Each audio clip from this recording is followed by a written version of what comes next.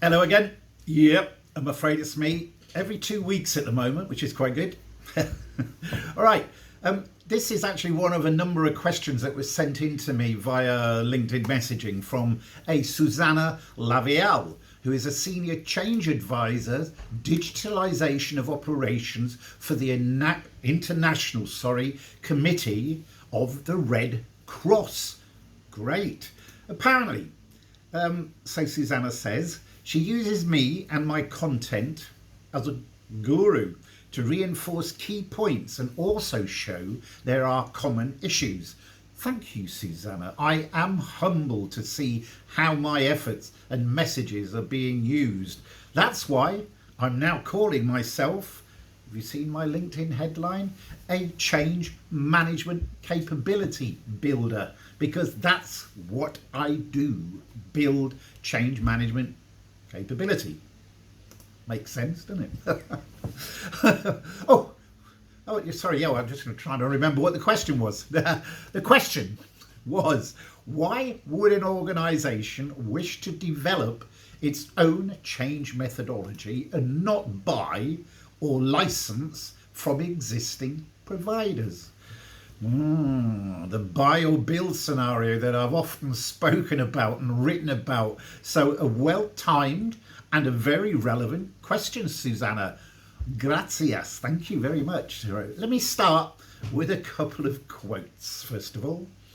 A gentleman called George Edward Pelham Box, who lived between 1919 and 2013, was a British mathematician and a professor of statistics at the University of Wisconsin.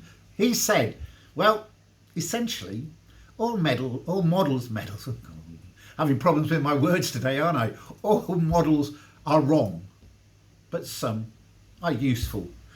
How about Abraham Harold Maslow? Between 1908 and 1970, we all know him as the American psychologist who was best known for creating Maslow's hierarchy of needs. He said, if the only tool you use is a hammer, you tend to see every single problem as a nail. How right he was. So, there we have it. What more can I say? Sorry, actually, I've got loads more to say, so don't worry, that wasn't it. Now, with over 50 better known change methodologies, models, frameworks, call them what you will, and another 20 or so on top of that, of the not so well known ones, including my own framework approach to change, practical framework approach to change, there are plenty to choose from. So why, as Susanna asked, should you build one yourself? Let me give you the high-level findings of some recent research from the Oxford Review briefings, which looked at trying to find an overarching roadmap or model for organisational change. Previous research was reviewed to see if they could create a roadmap or set of stages for delivering successful organisational change from existing models that worked. I emphasise that worked. However, it was quickly evident from this research that change varied wildly, and don't we know it, in terms of success. In fact, they found that not one model or process of organisational change worked consistently and reliably across different organisations and situations. Are you surprised at that? I'm not. Through an extensive literature review, they did, however, find 6 principles to consider when planning such a change process, which I'm now going to share with you. Principle number 1. Align vision and action.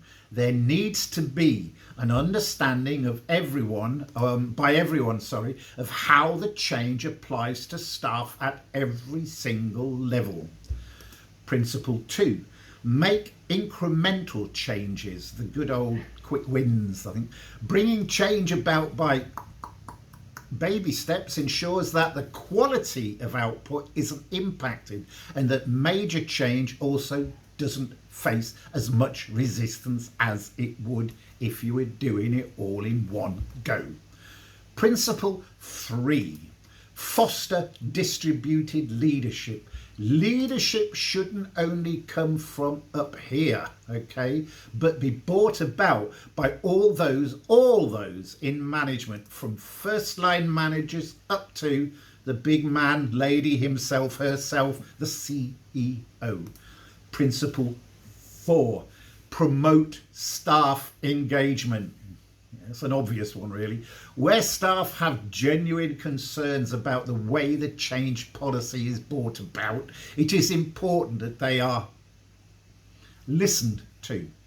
Principle 5, create collaborative relationships. Where there was an increase in collaborative practices, change tended to embed faster and the staff tended to engage better. And finally, number 6, continually assess and learn. Change should be continuously assessed at every level and compared to how it was intended to be. So, just let me emphasize, no one model or process of organizational change worked consistently and reliably across different organizations and situations. They obviously didn't look at my practical framework approach to change, did they? Sorry. So, build one that you think will. And here's my reasons why. First of all, now, I'm not suggesting you ditch your own favourite or the one you've been trained on, but going back to the Oxford research briefings, this may not be the one that does the trick. So, what am I suggesting? I'm suggesting is that you keep that in mind before you say this is what we're going to use and then check out an organisation's existing change capabilities, because most organisations will have some kind of change capability that can support change initiatives. They might have, as an example, a communications department. They might have a business or process analysis department. Everyone should have a human resources department. Most organisations have a project management office. Most organisations have learning and development capabilities. So that's just to name but a few. Okay, so what? I can hear you say. Yeah. Good question. So what? When you start the build process, these capabilities should be identified early on in the process so you know where you can use them in alignment with your own model methodology. Even then, you may find that there are more gaps. Then it would be advisable to seek out further information from other methodologies to see if they contain any attributes, tools, or techniques that can fill those gaps. So, in essence, what you will end up with is your own methodology aligned with the internal capabilities and possibly bits and pieces of other methodologies, which will hopefully be highly tailored to fit the unique characteristics of the organisation and its culture and its internal capabilities. The methodology should address both, one, the intake process, how to assess change opportunities and resource them appropriately, as well as the engagement model, how to work with project teams, executive sponsors and partners in other functional areas. Most importantly, says he, catching his breath, this activity should define a set of service offerings that the change management capability has to offer its business customers. This then needs to be documented and presented to the programme board or steering committee for their approval and sign off, in blood preferably. The beauty of doing this is that it will be recognised as being bespoke to the organisation, which makes it more acceptable, as opposed to just saying, here we go, this is XXX methodology and this is what I'm going to use, okay? To quote that well-known phrase, no one size fits all. I've done this many times for my clients using my own practical framework approach to change, and whilst it takes a little while to pull all the threads and bits and pieces together, I usually allow about 3 weeks, at most 4 weeks. It's time well spent, I can assure you, because you're demonstrating that you are taking due consideration of everything you need to. I repeat, culture, internal capabilities, gap identification, etc., which creates great buy-in, right, and acceptability from the C-suite down to operations. It becomes the blueprint for the organisation and your own set of rules and approaches that you follow, in the knowledge that they have been agreed upon and well understood. That's it. Build, not buy is my mantra, because change will be more acceptable and sustainable.